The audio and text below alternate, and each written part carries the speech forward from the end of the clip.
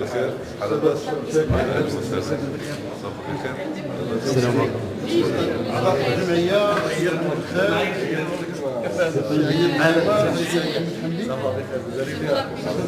بشرى شاكر رئيسة المندرة الرابطة الدولية للإعلاميين المغاربة وكالة برسمات الصحة. نقدم لك نعم السلام. أجانب. تفضل. نبدأ بالوفد الفلسطيني. أستاذ فريد الوفد الفلسطيني. هذا جو من فلسطين وهذا ممثل الجالية الفلسطينية بهولندا وجامعة ليدن أستاذ وفد السعادة. أهلا وسهلا. تحية المغرب كمان. أهلا. مرحبا بك محمود. أهلا بك. عاودوا.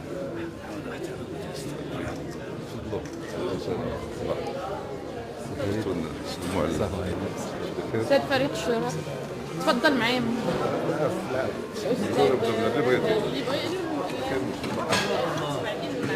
أستاذ دكتور عاصم دكتور سامي الخلاق من السعودية. الأستاذ أحمد عامر صحفي معاه. الأستاذ تلفزيون بلجيكي. أستاذة من مصر. أستاذ مستشار إعلامي سفارة مصر. أستاذ محمد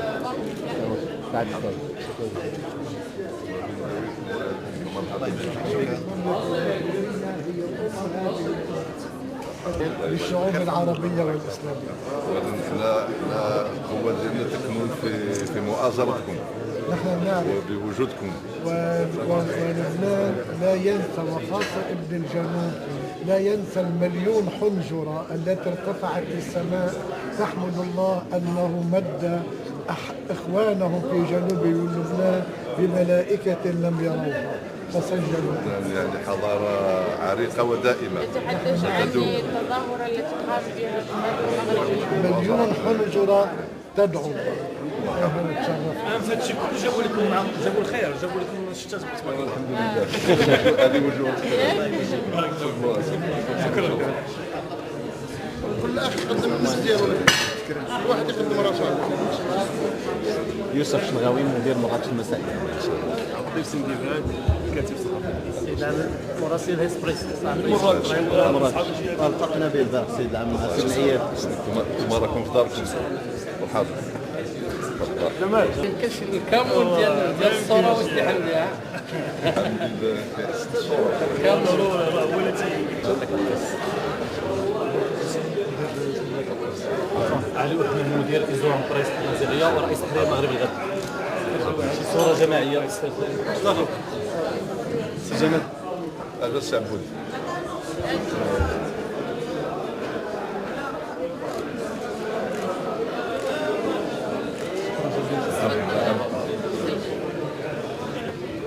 شكرا جزيلا على الحضور.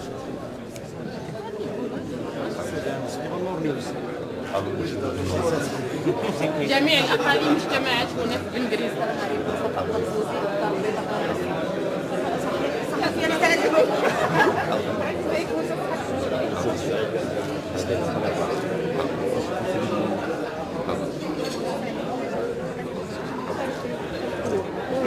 شكرا لك. الوفد المصري الفوقية الأستاذ العامل الإقليمي ولاء والأستاذ الشبكة المصرية. جهة طنجة الإخوان صحابة جهة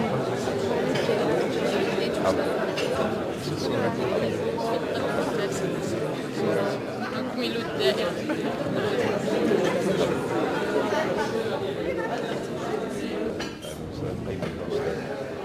أستاذة فايزة من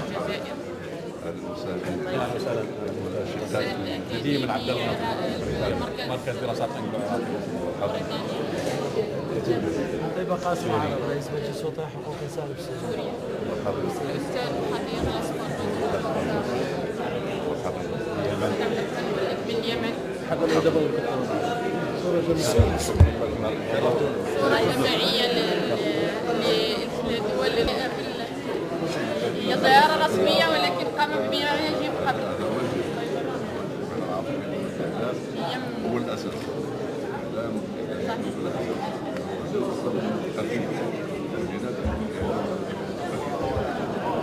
السلام عليكم استاذ بابك محفوظ ديال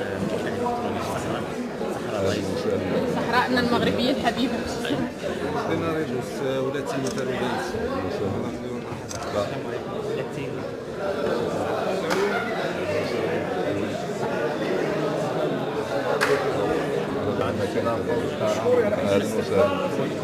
احنا كنا مغاربه ولكن احنا كاع دابا مع اهلنا ارحامنا عندنا اواصل كالدم بيننا وبيناتهم في الاحزاب وتواصل. هي جماعة هذه المنطقه المدن. هذه فيها اهلنا واحبابنا بالدم.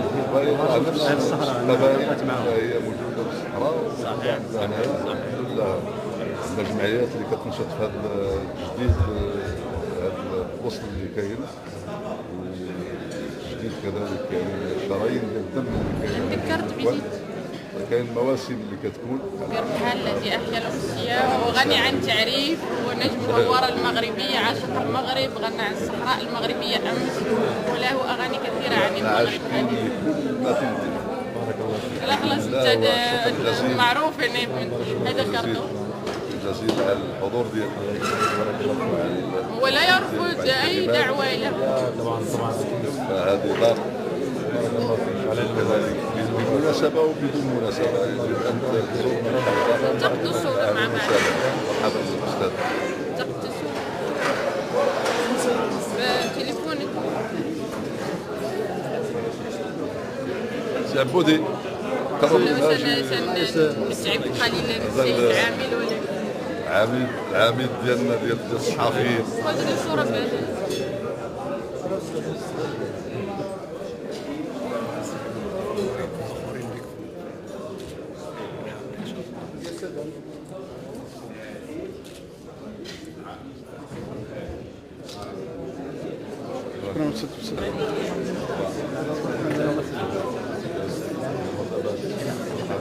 الأستاذ محمد الصغير، باحث في قضايا الإرهاب وأثرنا الدولة. الأستاذ الطيبية. مرحبا بكم انتم في داركم. شكرا للأساتذة اللي جاوا باش يضفيو التفكير التواصل كذلك. فالملتقيات بينها تكون، وانا كنتوجه للمستمعين باش انه يكون سنويا يوجد تقليد حميد، يعني الحضور ديالكم دائما ان شاء الله مرتبط بهذا الجمعيه. شكرا لكم على المشاركه، فكانت تشريعيه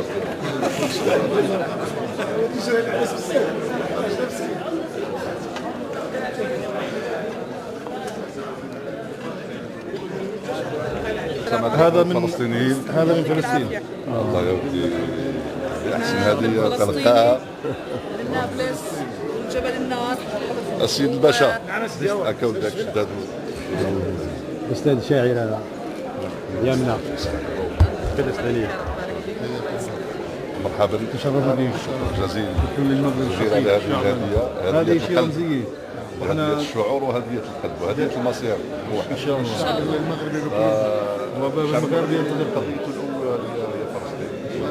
إلى هذا لمسناه. الوجود ديالكم يعني كيفيه القلب يعطينا يعني واحد الشكر المسجد.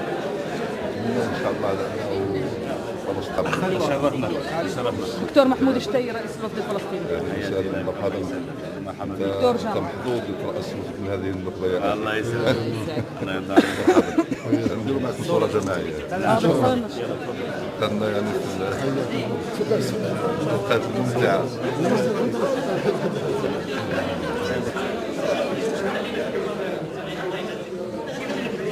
العالم المغربي الجلال السيد وفاء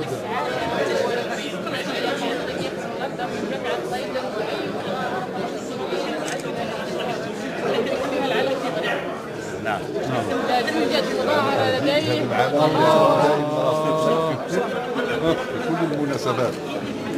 أشكرك. هذا لساننا في هولندا، لساننا الفلسطيني في هولندا. شكرا جزيلا. وهؤلاء قلوبنا في فلسطين. الله يوفقكم وهذا الدار دائما داركم بمناسبة وبدون مناسبة. ان شاء الله نراكم في فلسطين على خير. مرحبا ان شاء الله. نعتذر سنغادر الان ان شاء الله لك جزيل. شكرا لك. طلوا على هذا الزيار لانه زيار نتشرف ان شاء الله ان شاء الله. حاجه يا بشرى. سعيدة على حسن ضيافتكم. الله يسلمك يا رب.